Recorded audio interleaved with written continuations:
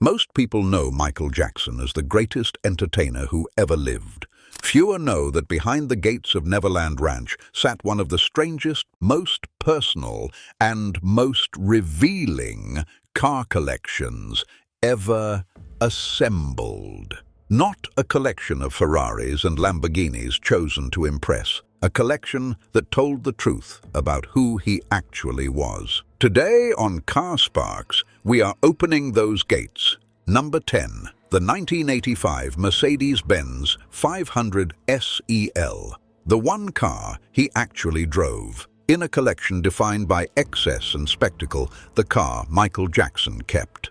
Longest and drove most was a 1985 Mercedes-Benz 500 SEL sedan, not a limousine, not a custom showpiece, a proper, elegant, large saloon. He used it daily from 1985, driving himself the 19 miles from his home in Encino to his recording studio in Los Angeles. A 5-liter V8, 302 horsepower, long wheelbase for comfort on that daily commute. When he moved to Neverland Ranch in 1988, the car came with him. In the early 1990s, as his fame reached levels that made driving on public roads genuinely impossible, he gave up doing so entirely. But he kept the Mercedes. He used it to drive himself around the 2,600 acres of Neverland, from the private zoo to the recording studio, through the amusement park. There is a documented photograph of Michael Jackson in the passenger seat of this exact car with Madonna at the wheel.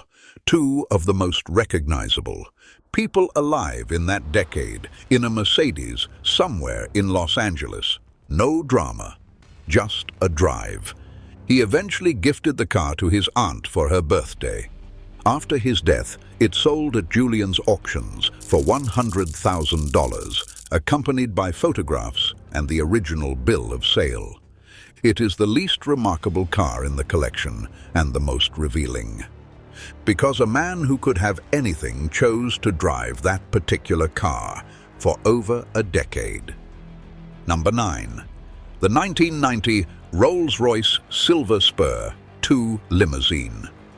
The Silver Spur 2 holds a specific place in automotive history. It was the first production Rolls-Royce to feature a retractable Spirit of Ecstasy, the iconic hood ornament, which could be lowered flush into the grille at the touch of a button, a security measure, but also a piece of engineering theatre.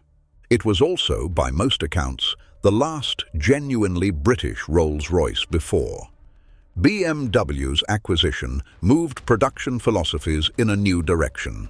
Michael Jackson's example was trimmed in contrasting white leather and black fabric, white curtains behind dark tinted windows, a full service bar running the length of the rear cabin, a 6.75-liter V8 under the long bonnet, 185 horsepower, built not for speed but for silence. He was chauffeured in this car. He did not drive it himself.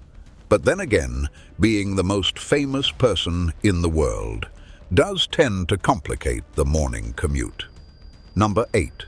The 1999 Rolls-Royce Silver Seraph limousine, the Versailles car. If the Silver Spur was restrained by Rolls-Royce standards, the 1999 Silver Seraph was Michael Jackson without limits. He designed the interior himself. The brief, by his own account, was the Palace of Versailles. The result was 24-karat gold plating.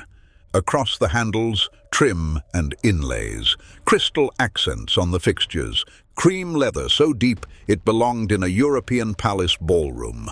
Under all of that was a 5.4-liter V12, producing 322 horsepower, 0 to 60 in under 7 seconds. A gilded palace that could move quickly when required. In April 2009, just months before his death, the car was catalogued for auction at the Beverly Hills Hilton, expected to fetch between $140,000 and $160,000. A legal dispute with the auction house cancelled the sale entirely. After he died, the question of what the car was worth became unanswerable. You cannot put a number on an object that is simultaneously a Rolls-Royce, a piece of interior architecture, and a self-portrait. Number 7. The 1954 Cadillac Fleetwood Series 60 Special. Among everything in the collection, this is the one that genuinely puzzled people. The 1954 Cadillac Fleetwood was already a legend among collectors before. Michael Jackson acquired it, 331 cubic inch V8, 233 horsepower. A body that stretched 227 inches from end to end. Chrome bumpers of extraordinary scale. Tail fins that announced the beginning of an era. But Michael Jackson's example carried an additional layer of history. This was the specific car that appeared in the 1989 film Driving Miss Daisy, the Academy Award-winning film in which it chauffeured Jessica Tandy. Across the American South, 4 Oscars, a car that existed in cinema before it existed in Neverland. Why would the most famous entertainer alive in the 1990s want a 1950s Cadillac that appeared in a film about an elderly woman and her driver? That question does not have a clean answer, but the fact that he wanted it at all tells you something about the complexity of what Neverland was. Number 6. The 1988 Lincoln Town Car Limousine. The Lincoln Town Car was, by Jackson standards, almost understated. White exterior, grey leather interior, seating for 7, the first sedan he ever purchased. Inside, it was equipped with a built-in television, a VCR player, a high-fidelity sound system, and a stocked refreshments bar. A 5-liter V8 with multi-port fuel injection drove the rear wheels.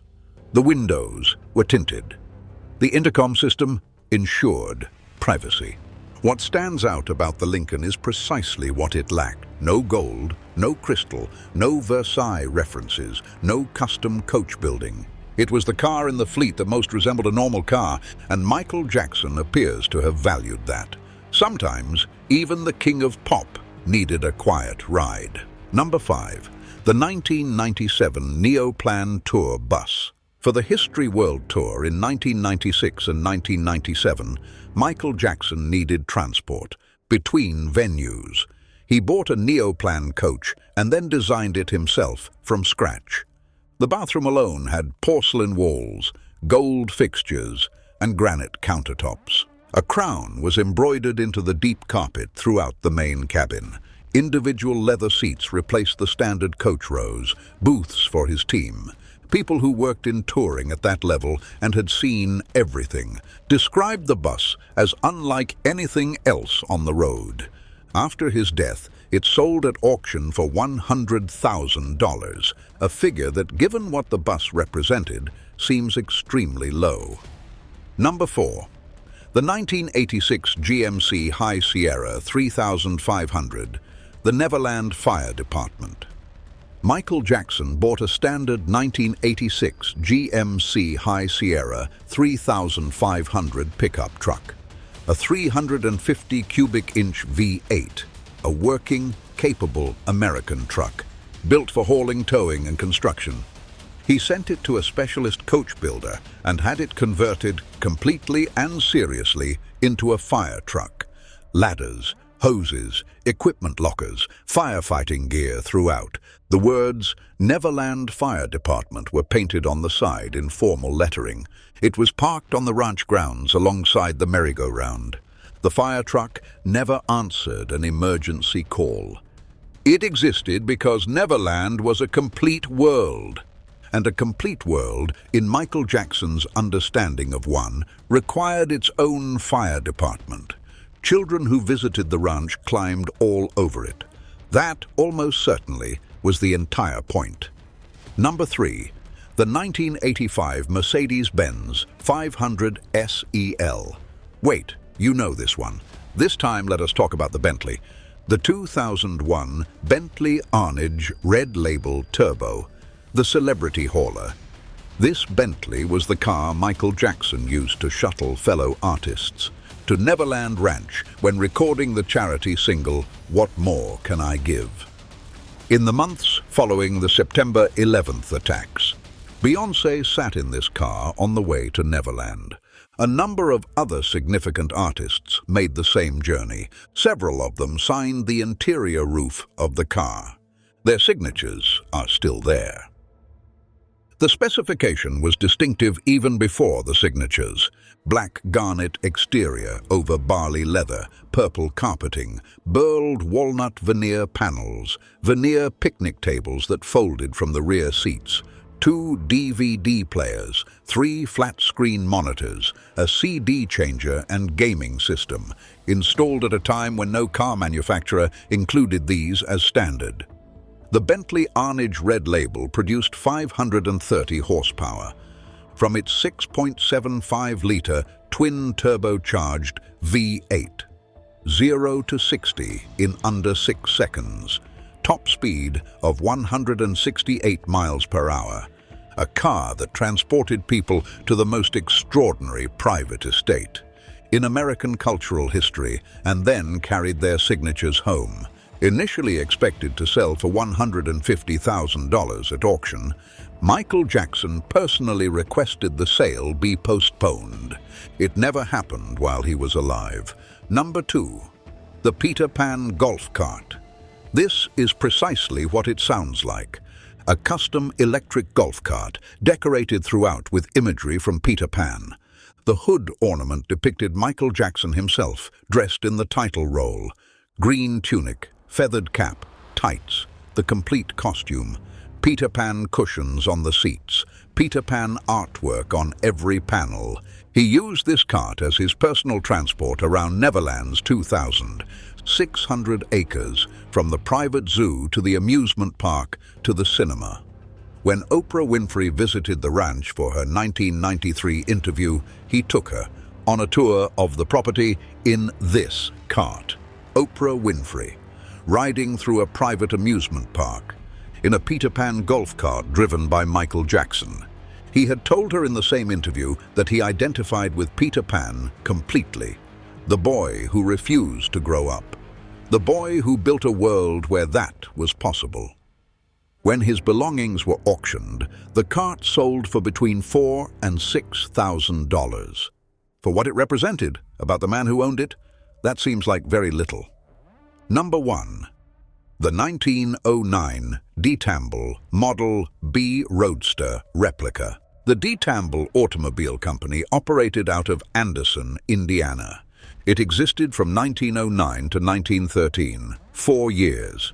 Then it disappeared entirely from history. The original Model B Roadster was a brass-era vehicle, open top, 2 seats, a small twin-cylinder engine capable of reaching 25 to 30 miles per hour in favorable conditions, acetylene headlamps powered by a running board-mounted generator, oil side lamps, a bulb horn, dual spare tires at the rear. Michael Jackson owned a replica of this car, built to the exact visual specification of the original, not street legal in California, driven only on the private roads of Neverland Ranch. Think about that for a moment.